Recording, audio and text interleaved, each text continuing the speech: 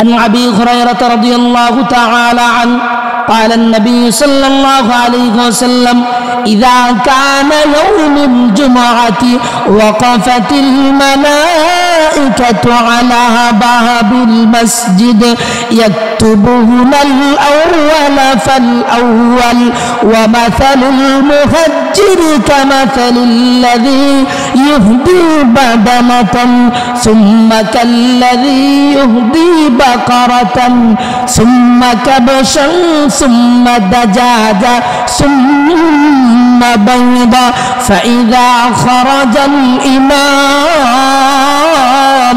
طاووا صحوفهم ويستمعون الذكر আল্লাহ নবী বিশ্বনবী রাহমাতুল্লিল আলামিনের প্রিয়তম সাহাবী হযরত আবু হুরায়রা রাদিয়াল্লাহু তাআলা আনহু থেকে হাদিসটি বর্ণিত।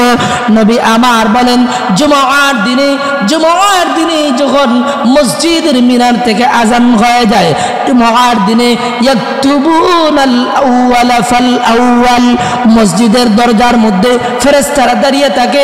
ইয়াকতুবুনাল আউয়ালা ফাল আউয়াল, মসজিদের ভিতরে যখন সর্বপ্রথম যেই মুসল্লি মসজিদের ভিতরে আগমন করবে, ওই ফেরেশতা মসজিদের দরজার সামনে শুধু দাঁড়িয়ে থাকে না, তাদের হাতের মধ্যে একটা খাতা এবং কলম নিয়ে দাঁড়িয়ে থাকে।